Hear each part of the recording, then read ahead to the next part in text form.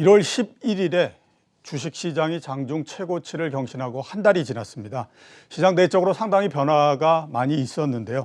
우선 이제 개인의 지배력이 약해졌고 그 영향으로 해서 대형주들도 소강 상태에 들어가 있는 상태입니다. 시장이 이렇게 변화함에 따라서 그동안 집중 투자 전략을 분산형으로 바꿔야 되는 게 아니냐라고 하는 의견이 제기되고 있는데요. 그래서 오늘은 투자 전략을 좀 알아보는 시간을 갖도록 하겠습니다. 김영렬 교보증권 리서치센터장 나오셨습니다. 안녕하십니까? 네, 안녕하세요. 코스피 시장이 한 달 정도 계속해서 지금 방향성이 안 나오고 있는 상태입니다. 그냥 옆으로 쭉 이렇게 가고 있는데요. 우선 시장 진단을 좀 해주시겠습니까? 상당히 현재 시장 위치에 대해서 좀 불안해하시고 예. 또 걱정이 앞선다라고 생각하실 수도 있지만 사실 예. 주식시장이 매일 폭등할 수는 없는 그렇죠. 거거든요. 예. 지난 11월 이후에 근 4개월 가까이 주가가 급등을 해왔었기 때문에 다음 단계에 가기 위한 하나의 검증 과정을 현재 시장이 보이고 있다라 평가할 수 있습니다. 예. 오히려 시장이 그만큼 에너지가 충만해 있다는 것들을 우리가 함지할 수 있는 것은 어떤 차익 실현 욕구가 강해지지도 않았고 자금이 그렇게 많이 대량 이탈되는 징후들도 보이고 있지는 않다라는 거죠. 예. 그래서 지수가 3,000선에서 유지가 되고 있다라는 이 의미만으로도 시장은 충분히 에너지가 강력하고 기존의 추세에서 훼손된 바는 없다라는 평가를 하는 부분 등이 오히려 맞지 않을까라 봅니다. 예. 11월서부터 주가가 두 달 동안 40% 넘게 상승했기 그렇죠. 때문에 원래대로 따지면 그런 그 상승이 나오고 나서 주가가 일정 부분 후퇴해야 되는데 그게 아니라 위에서 계속해서 시장을 유지하는 것만으로도 상당한 그 지금 에너지를 보여주고 있는 거다. 네, 이렇게 이제 정리를 해볼 수 있을 것 같고요. 말씀을 하시긴 했지만 한번 개인 투자자에 대해서 여쭤보도록 하겠습니다. 고객예탁금이 많이 올라갔을 때 74조였고요. 그렇습니다. 지금이 64조입니다. 네네. 딱 10조 정도 줄어들어 있는 상태고 한 달 넘게 동안 보면 개인 투자자들의 위력이 조금 좀 약해졌다라는 생각이 들거든요. 개인 투자자들의 이 에너지에 대해서는 어떻게 지금 판단하고 계십니까? 약해졌다는 측면이 단순한 수치의 변화 정도의 의미가 있다라 봐야 되는 부분이지 예. 현재 위치에서 개인의 힘만으로 어떤 다음 단계로 주식 시장이 레벨업하는 것을 기대하는 것은 조금 욕심이 될 수도 있겠죠. 예. 오히려 현재 위치에서 조금 더 기대해야 될 부분은 개인 중심의 어떤 수급 환경이 기관과 외국인으로 선순환이 일어나 주었을 때 오히려 시장은 정상적인 궤도가 좀 더 강화될 수 있는 측면 등이 있을 겁니다. 예. 지난 국내 증시가 급락한 이후에 현재까지 개인 투자자들은 약 50조 원에 가까운 순매수를 보이고 있는데요. 사실 이런 기록만으로도 사실 상당한 변화이지 않은가라고 우리가 의미를 둘 수가 있겠고 지금의 투자 환경을 이 금융위기 직후와 비교하시는 분들이 많지 않습니까? 예. 당시에도 코스피가 2009년부터 2011년까지 1000포인트에서 2100포인트대까지 상당히 빠른 속도로 주가가 2년 반 가까이 주가가 올라왔었는데 당시의 매수 주체는 외국인이었습니다. 예. 그리고 외국인은 당시에 그 해당되는 기간 동안 약 48조 원 정도의 매수를 보여주었었거든요. 결국은 매수의 절대 금액을 가지고 나서 비교할 수는 없겠지만 그만큼 개인 투자자들의 투자 자산에 대한 패러다임 및 포트폴리오에 대한 변화가 갖는 의미가 크다라고 볼 수가 있겠고 예. 이 기조 자체는 당분간 지속될 수 있는 의미가 더 크다라 봐야 되겠죠. 그래서 오히려 이제 제도권이나 감독 당국에서 좀 더 신경 써야 될 것은 이렇게 유통시장에 공급된 가계의 투자 자본이 정착될 수 있도록 여러 가지 시장 내에서에 대한 안전장치 그리고 장기 투자에 대한 어떤 베니핏을 줄 수 있는 이런 부분 등에 대한 고민이 조금 절실한 시기에 있다라고 생각이 듭니다. 예. 외국인 말씀하셨으니까 한번 좀 여쭤보도록 하겠습니다. 2월 10일서부터 4월 동안 한 1조 5천억 정도 순매수를 했고요.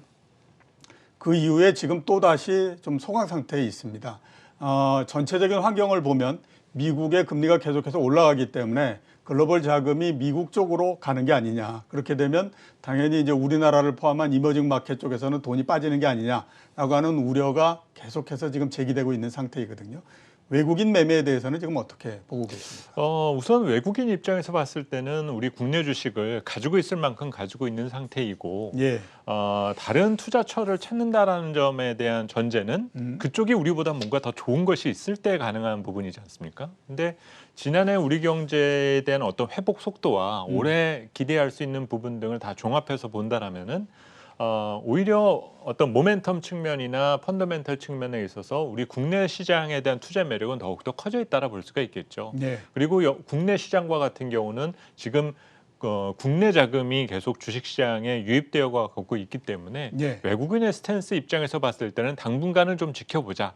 개인의 힘이 강해졌을 때 이들이 누릴 수 있는 거는 보유하고 있는 주식들에 대한 수익률이 계속적으로 좋아지고 있는 상황이거든요. 그렇죠. 그리고 이 손바뀜에 대한 전제가 될 수 있는 그 배경에는 다른 시장 대비 한국 시장에 대한 매력이 더욱더 강화되었을 때 선택을 하게 될 부분일 겁니다. 그래서 최근의 상황을 보면은 지난 그 1월 말 이후로 최근까지 상당히 원화에 대한 절하 압력 자체가 상당히 커졌었고 한때 1,100원대를 계속 상회하던 상황이 나타나 주었었지 않습니까? 근데 최근에 들어서는 사실 좀 환율이 또 안정되는 변화를 보이게 되자 외국인 투자자들의 스탠스가 지난 옵션 만기를 전후해가지고 조금 개선되는 양상들도 나타나고 있습니다. 그래서 당분간 외국인 투자자들은 관망 입장을 크게 버리지는 않을 것이다. 네. 그리고 국내 증시의 어떤 가격적인 메리트 내지는 펀더멘탈 측면에 있어서의 남다른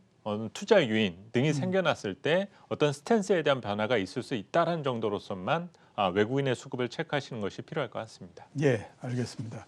좀 전에 저희가 그 전화 연결하면서 들었던 의문이기 때문에 한번 좀 여쭤보도록 네네네. 하겠습니다. 심준식 차장이 이제 대형주보다는 중소형주 쪽이 보다 더 낫지 않겠냐라는 얘기를 했거든요. 그리고 지금 상황을 보면 또 그 얘기가 일리는 있다라는 생각이 듭니다. 왜냐하면 아까 말씀드렸던 것처럼 굉장히 많은 돈이 유입되던 국면이 이제는 조금 좀 소강 상태에 들어가 있는 상태고요. 또 그 대형주하고 중소형주 사이에 가격차가 너무 많이 벌어지다가 보니까 대형주보다는 중소형주 쪽으로 가서 일단 아무튼 소강 국면을 여기에서 넘기는 것이 더 낫지 않겠느냐라고 하는 생각도 상당히 많이 있을 수 있거든요. 중소형주 쪽으로의 투자에 대해서는 어떻게 지금 생각하십니까? 네, 뭐 저 역시 여러 가지 어떤 전략의 팁이나 전략을 제시할 때 많이 써왔던 표현이기 때문에 네. 뭐 그 의견에 대해서 전혀 틀리다라고 말씀을 드릴 수는 없고요. 또 실제로도 지금 팬데믹 상황을 잘 극복하고 올해 성장 요인을 시장에서 제시하는 그런 개별 기업들에 대한 선별적 주가 강세는 예. 수시로 지금 나타나고 있습니다. 예. 이는 시장 환경과는 무관하게 언제든지 나타날 수 있는 상황인 만큼 개별 기업에 대한 투자 쪽으로 우리가 의미를 두는 것은 나쁘지 않다라 보여지는데요. 문제가 되는 것은 그 중소형주나 개별 주식의 풀이 너무 넓다라는 거죠. 그렇죠. 예, 이거를 예. 전부 다 알 수가 없는 상황이다 보니까 말은 그렇게 쉽게 전략으로 제시가 되는데 네. 중소형주를 사서 수익에 대한 확률 그러면은 높아졌냐라고 보면 꼭 그렇지만은 않다라는 거죠. 결국은 내가 잘 알고 있는 그 개별 기업들에 대한 관심을 가지는 것이 더 중요하고 내가 알고 있는 중소형주가 그렇게 큰 변화는 없었어 라고 판단이 드신다라면 제 아무리 중소형주 장세가 강화된다 하더라도 선뜻 결정을 내리시는 것보다는 신중한 판단이 오히려 좀 더 필요할 수가 있다는 점입니다. 예. 그리고 앞서 그 시황 진단에서도 잠깐 언급하셨었던 것처럼 지금은 국채 금리가 자꾸 변동을 보이면서 시장에 영향을 주고 있지 않습니까? 그렇죠. 그리고 또 전해지는 뉴스를 보면은 이런 금리의 급등 소식과 동시에 전해지는 내용이 가상화폐에 대한 급등 얘기도 같이 전해지고 예, 있어요. 예, 예. 그러면 이 얘기는 안전자산에 대한 저평가와 위험자산에 대한 어떤 폭주가 지금 양극화되어서 동시에 지금 발생되어 가고 있다고 볼 수 있습니다. 그렇겠죠. 그러면 이런 상황은 시장이 어느 한쪽으로 치우쳐질 수 있는 여지가 지금 생겨 있다는 의미이기 때문에 선뜻 결정을 하기보다는 상당히 신중하게 그리고 어떤 그 어느 정도의 투자 여지를 남겨두는 현금 비율 이런 것들을 조금 더 지키시는 부분 등이 필요한 때라고 생각이 됩니다. 예. 집단으로서의 중소형주의 상승을 기대하는 것보다 그렇죠. 개별 기업 내용으로서 들어가라라고 그렇습니다. 이제 말씀을 해주셨고요. 금리 말씀을 하셨으니까 한번 좀 여쭤보도록 하겠습니다. 미국 금리가 상승을 하니까 그리고 또 그에 따라서 우리나라 금리도 상승을 하고 있지 않습니까? 시장에서는 여러 가지 얘기가 나오고 있습니다. 금리를 상승이 과연 시장에 어떤 영향을 줄 거냐 하는 게.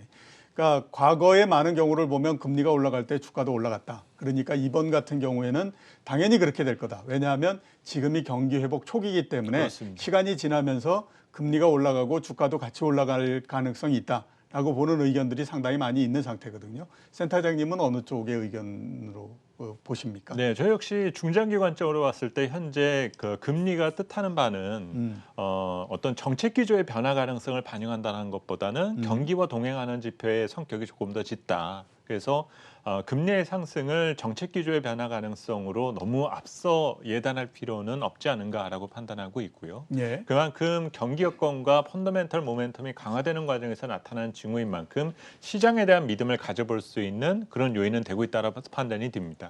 문제는 지금 조금 금리의 상승 속도가 빨라졌다라는 거가 조금 거슬리거든요. 그렇죠. 그러면 이 속도가 조금 빨라진 것이 조금 조정받는 상황, 이 상황에 그 신호가 무엇이 될 것이냐에 대해서는 한번 생각해 볼 필요가 있습니다. 예. 만약 뭐 정책 당국이나 그 중앙은행 측에서 지금의 우리는 인플레에 대해서 걱정을 하고 있지 않고 기존의 정책 기조를 유지할 것이다라는 스탠스 정도로만 얘기를 하게 된다라면은 톤다운 시킬 수 있는 부드러운 톤다운이 조금 가능할 수도 있을 텐데 예. 금리 이렇게 치솟는 금리가 거봐 결국은 안전자산으로 도망치는 게 올바른 선택이었어 라는 반응이 나오게 되는 시그널이 되게 되는 배경은 조금 매크로적인 악재가 등장했을 때 나타날 수 있는 반응이 된다는 거죠. 예. 그래서 그런 요인이 과연 남은 2월 그리고 3월 중에 등장할 수 있느냐에 대해서 조금 생각하시는 부분 등이 중요하고 지금으로서는 어떤 경기의 믿음을 조금 더 가져볼 수 있는 내용으로 금리 지표를 평가하시는 부분이 맞을 것 같습니다. 예, 알겠습니다. 마지막 질문이 될 것 같은데요. 전략에 대해서 한번 좀 여쭤보도록 하겠습니다. 대형주가 물론 이제 뭐 그 전체적으로 봤을 때 아직까지는 시장에서 큰 핵을 차지하고 있는 건 사실이지만 개별 종목별로 봤을 때는 또 가격의 벽에 상당히 많이 부딪혀 있는 것도 사실입니다. 이렇게 되다 보니까 그동안에 이제 집중적인 투자를 했던 것에서 좀 벗어나서 분산적인 투자로 가고 이제 중장기적인 형태로서 전략을 바꿔야 되는 게 아니냐라고 하는 의견도 상당히 많이 나오고 있는 상태거든요. 어떤 전략을 좀 추천해 주시겠습니까? 네, 저도 개인적으로 후자 쪽에 대한 의미를 조금 더 고민하고 있고요. 지금도 자료 작성을 하면서 그런 의미를 조금 더 생각하고 있습니다. 지난 연말과 올해 연초까지 시장 전략 측면에서 많이 언급됐었던 것들이 바벨 전략이었거든요. 예. 성장 산업과 경기 민감주를 동시에 가져가면서 수익률을 누려보자. 근데 사실 그런 부분 등이 효과를 냈습니다. 그동안에 성장주는 계속적으로 올랐고 경기 민감주들마저도 이제 주가가 올랐거든요. 그렇죠. 그러다 보니까 이 바벨 전략에 대한 수정이 조금 필요한 때에 가까워지지 않았느냐 예. 이런 점을 이제 조금씩 고민하게 되고 결국은 가치를 살 것이냐 시간을 살 것이냐에 대한 고민 측면에 있어서 가치를 산 것은 어느 정도는 현 주가 수준에는 이제 반영되어 가기 시작을 했다. 그러면 이제는 시간을 사야 될 텐데 시간을 사야 된다라는 거는 조금 느슨한 투자가 필요해졌다라고 볼 수가 있거든요. 그래서 센터장님께서 말씀하셨던 이런 분산 관점에 대한 개념을 과연 어떻게 적용할지 그리고 이런 시장 국면에 들어갔을 때 그래도 또 시장을 앞서 나갈 수 있는 선도주는 무엇이 될지 이런 것들을 고민하는 관점에서 고민해야 될 때가 아닌가라고 예. 생각이 듭니다. 자, 센터님 고민이 끝나시면 또 그 얘기를 계속해 주시기 바라겠습니다. 알겠습니다. 예, 오늘 나와주셔서 감사합니다. 감사합니다. 지금까지 김영렬 교보증권 리서치 센터장이었습니다.